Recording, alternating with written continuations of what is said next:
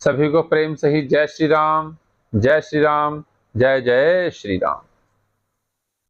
प्राचीन श्री पंचमुखी हनुमान मंदिर हल्द्री की ओर से मैं विशाल शर्मा आप सभी का हार्दिक स्वागत करता हूं हमारे YouTube चैनल सनातनी विशाल शर्मा। और उसके साथ ही आप सबको बधाई देना चाहूंगा क्योंकि आज रविवार 15 अक्टूबर 2023 आज से मां भगवती दुर्गा के शारदीय नवरात्रे प्रारंभ हो चुके हैं। घर घर में मां भगवती के नाम की आज अखंड ज्योति जगाई जा रही है। मां भगवती दुर्गा की 9 रूपों में अलग अलग प्रकार से पूजा की जा रही है। सभी मंदिरों में भी मां भगवती की उपासना प्रारंभ हो चुकी है। तो आप सभी को भी शारदीय नवरात्रों की हार्दिक शुभकामनाएं। आज मैं आपके साथ साझा करना चाहूंगा, एक छोटा सा प्रश्न मन में आया, शायद कुछ लोगों को पता भी होगा कि मां भगवती दुर्गा जिसको हम नमस्कार करते हैं और दुर्गा के नाम से सभी जानते हैं कि मां दुर्गा के इतने रूप हैं, मां दुर्गा के 9 रूप हैं, हर जगह हमें सुनने में आता है। लेकिन कभी ये जानने की उत्सुकता हुई कि मां भगवती को दुर्गा क्यों बुलाते हैं, उनका दुर्गा नाम कैसे पड़ा।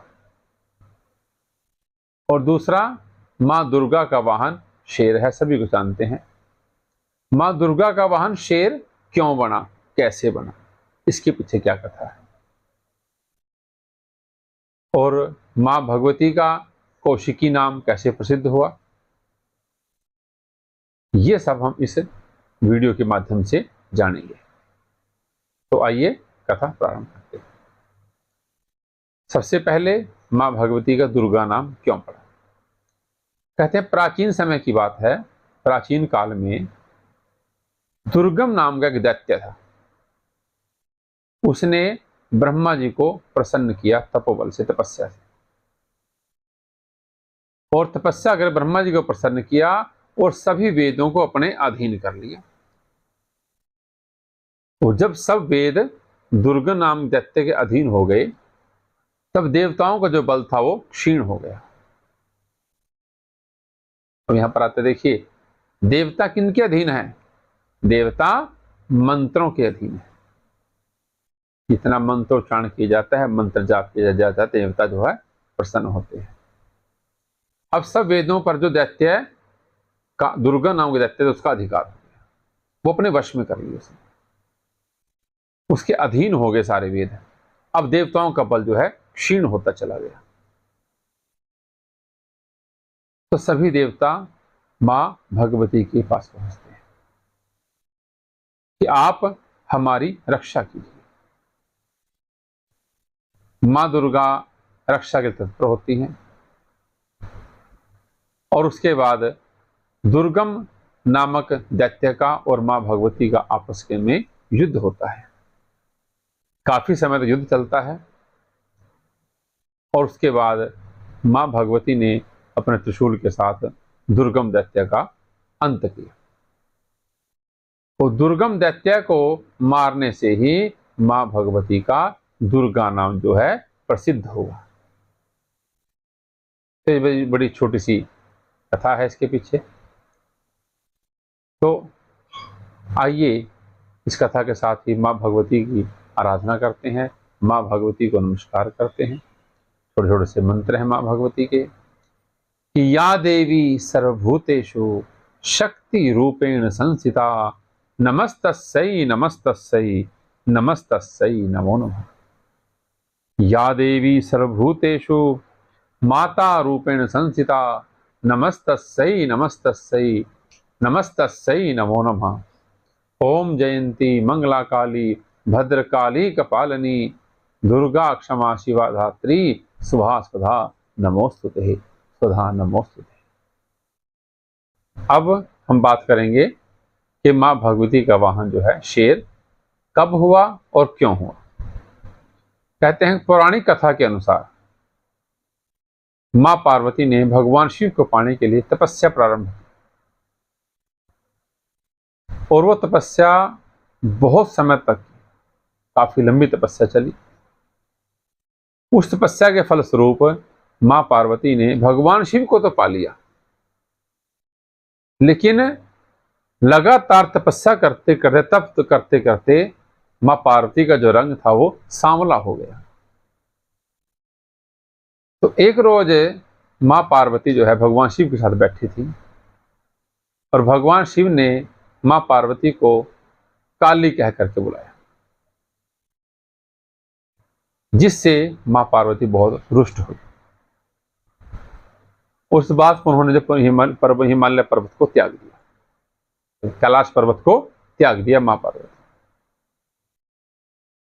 और आकर के दोबारा तपस्या में लीन हो गई, और प्रण ये किया कि जब तक मेरा रूप दोबारा गौरवर्ण नहीं होता तब तक मैं लगातार जो है तपस्या करती रहूंगी। ओम नमः शिवाय का महापार्वती ने दोबारा के लिए जाप करना प्रारंभ कर दिया।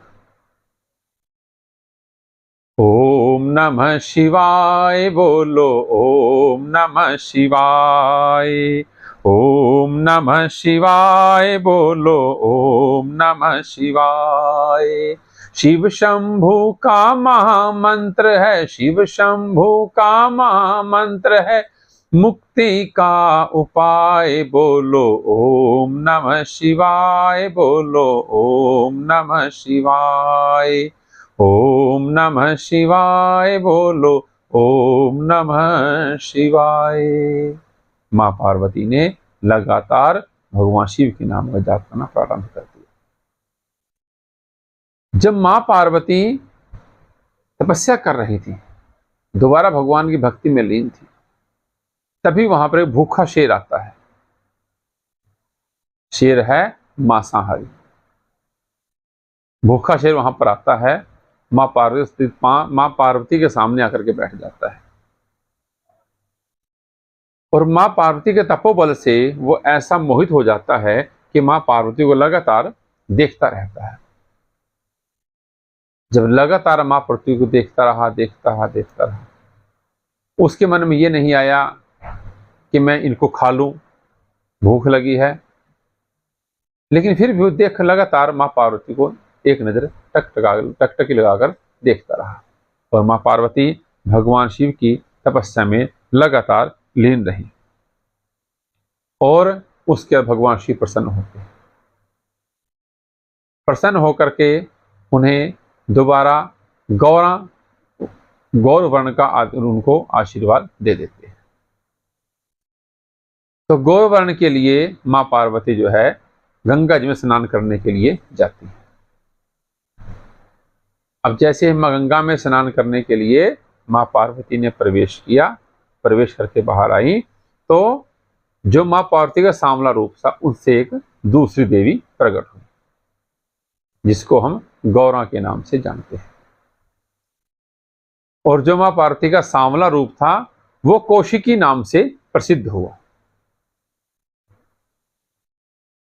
मां पार्वती का गौरवर्ण हुआ। मां पार्वती दोबारा जहां पे तपस्या की थी वहां पर दोबारा आती है, आकर के उस शेर को वहीं पर बैठा हुआ देखती है, और मां पार्वती ने अपने दिव्य दृष्टि से जान लिया कि ये वही शेर है, जब मैं तपस्या कर रही थी ये यहां पर लगातार बैठा रहा। और उसकी निष्ठा को देख करके कि यदि शेर ने मेरे को नहीं खाया, लगातार देखता रहा, क्यों? मां पार्वती के तपोबल के कारण। उनका ऐसा तेज था कि इसने मेरे तेज को पहचाना। इससे मां पार्वती प्रसन्न होकर के उन्होंने उनको अपने साथ रखने का उनको आशीर्वाद दिया कि आज से तुम मेरे वाहन होगे और आप हमेशा मेरे साथ रहोगे। इस करके वो जो सिंह था वो बहुत प्रसन्न हुआ, और हमेशा जहां भी आप देखते हैं मां भगवती दुर्गा के साथ हमेशा सिंह की सवारी होती है, और वो शेर उस दिन वरदान के बाद, उनके आशीर्वाद के बाद जो है सिंह हमेशा मां भगवती दुर्गा के साथ हमेशा रहता है। तो छोटी सी कथा है, छोटा सा प्रसंग है जो आज आपके साथ शेयर किया है। क्योंकि वीडियो ज़्यादा लंबी नहीं कर सकते हम, उसका ध्यान रखना पड़ता है। तो इसके साथ ही आप सबसे दोबारा चैनल के माध्यम से मुलाकात होगी। तब तक के लिए सभी को प्रेम सहित जय श्री राम, जय श्री राम, जय जय श्री राम।